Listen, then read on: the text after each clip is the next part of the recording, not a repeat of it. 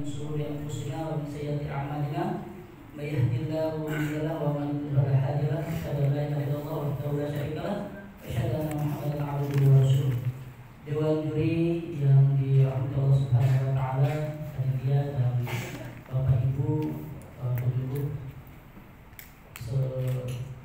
Kalimantan Barat yang hadir pada kesempatan kali ini yang berbahagia. Baik, perkenalkan, nama saya Jaka Sarjana Pendidikan Agama Islam, penjuru PNS Kota Singkawang. Dan alhamdulillah pada kesempatan yang berbahagia ini saya dipercayakan oleh Kementerian Agama Kota Singkawang untuk mewakili menjadi penjuru teladan tingkat provinsi Kota Singkawang. Sebelumnya saya juga sudah pernah ikut di lomba penjuru teladan ini dan alhamdulillah kemarin mendapat juara 2 tingkat provinsi Kalimantan Barat.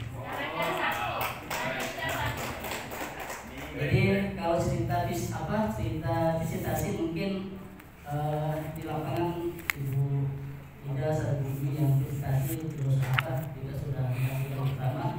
Ini sebagai lanjutan saja ya untuk strategi di BKPMI Singkawang Utara.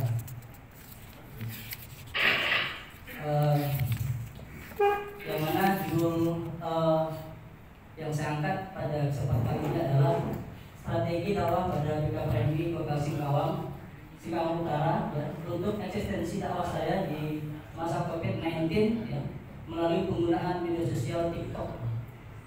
Yang mana kita ketahui bersama ya, TikTok yang digunakan oleh kaum milenial ya, karena mungkin salah satu tema ya kali ini saya yang satu-satunya yang membawa untuk pembinaan pemuda dan remaja yang ada di kesempatan kali ini. Kenapa media sosial TikTok ya? Karena kita tahu bersama Bapak Ibu. Ini saya cerita di BKPMI Singkawang Utara. Ada kalangan anak-anak remaja di sana yang sempat ikut joget-joget di TikTok ya. Ketahuan gitu kan. Nah dari situ saya termotivasi ya untuk bagaimana mereka itu mulai terancam dengan ada media sosial TikTok. Yang seharusnya media-media yang ada di hadapan kita adalah kita gunakan dengan sebaik-baiknya. Karena kita ketahui bersama, ya, kalau saya di BKPMI Singkawang Utara itu strategi ini strategi terakhir ya, yang berjalan kurang lebih baru 2 bulan. Ya, sebelumnya kita banyak ya, ada juga kita door-to-door pengajian, karena ada remaja yang tidak tahu ngaji, kita door-to-door. Ya. Ada juga arisan itu bukan arisan uang, tetapi arisan mereka rumah ke rumah, ya, yang sama-sama belajar mengaji. Nah, ada juga kita safari dakwah di sana, ya. Ada juga takliman yang disebut dengan matahari, takliman di sana setiap bulannya.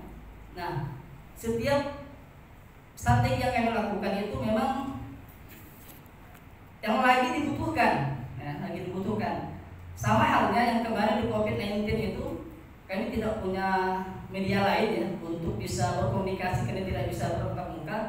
Saya melakukan video call WhatsApp ya di grup BKPMI Singkawang Utara itu untuk melakukan binaan dan menanyakan kabar supaya mereka itu tidak lepas. Nah itu. Sebelum ini sebagai pendahuluan mungkin kita buka, ini ada video, kita saksikan bersama.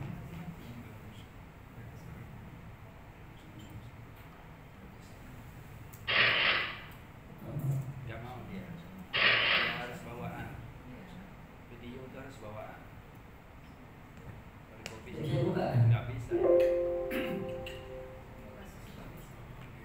Iya. Baik. Strategi strategi yang saya lakukan. Pertama, perumusan strategi. Nah, pada tahapan ini mencakup kegiatan mengembangkan visi dan misi dakwah ya. Yang kedua, mengidentifikasi peluang dan ancaman. Terus menentukan kekuatan dan kelemahan, menetapkan tujuan serta memilih strategi yang tepat untuk digunakan.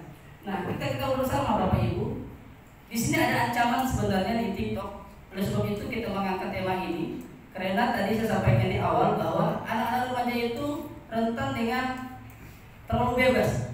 Oleh sebab itu kami membuat konten kreatif. Konten kreatif itu kita melalui aplikasi TikTok.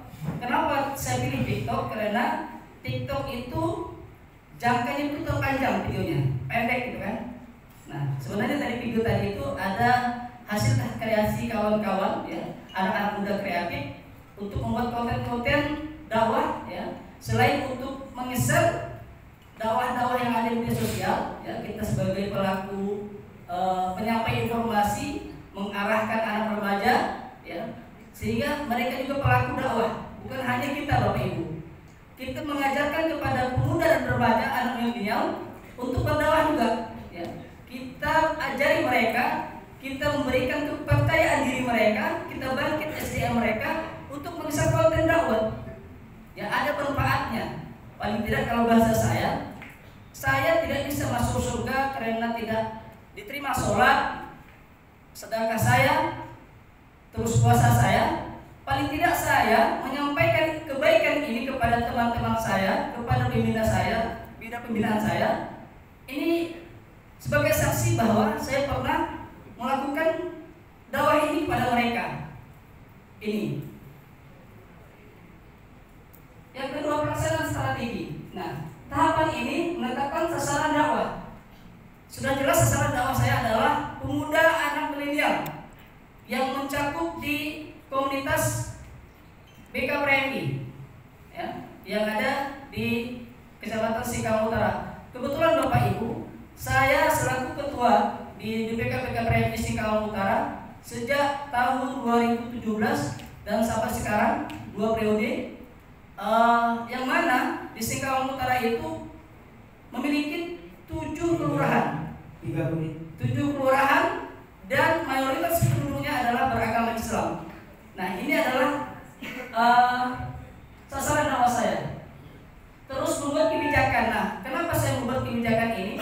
Karena saya melihat dari awal saya membuat program ini, program yang saya sampaikan tadi, ini yang terakhir program ini.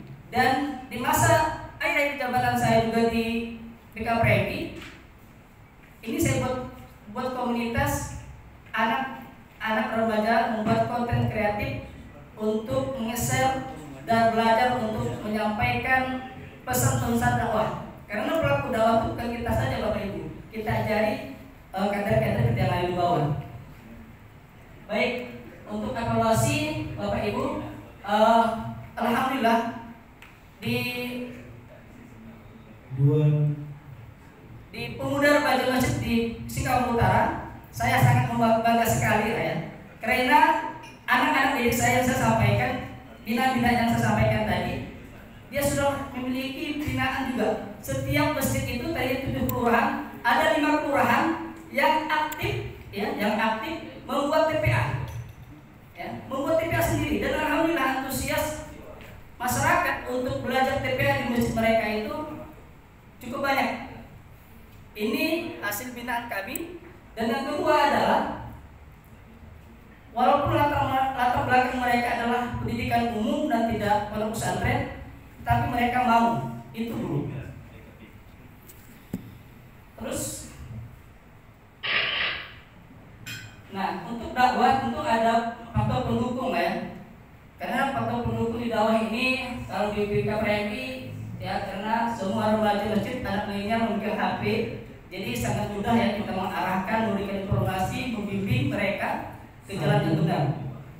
Terus faktor pendukung penghambatnya mungkin anak remaja masih labil ya, masih labil dan juga perlu terus kita kontrol, kita bina. Untuk kesimpulan, berdasarkan kesimpulan ini ternyata jaring sosial TikTok adalah media yang sangat tepat ya untuk saat ini yang berjalan 2 bulan ya. Dan semua remaja ternyata suka karena memang video-videonya itu pendek ya, bisa meng-share, bisa buat konten ya. Sayang sekali tidak bisa buka video tadi ya. Terus yang kedua adalah dakwah melalui komunitas KPMI ini diminati oleh remaja masjid di Kecamatan Singkawang Utara dengan banyaknya anggota-anggota yang bertambah ya.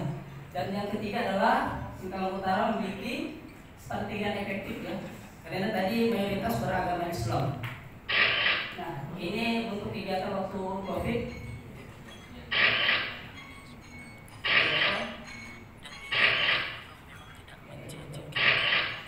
Waktu habis. Ya. Kita juga ada tadi futsal ini setiap tahun ya, program kita untuk di olahraga. Oke, baik, terima kasih. Sayang sekali ya, sebenarnya ada juga testimoni dari Bapak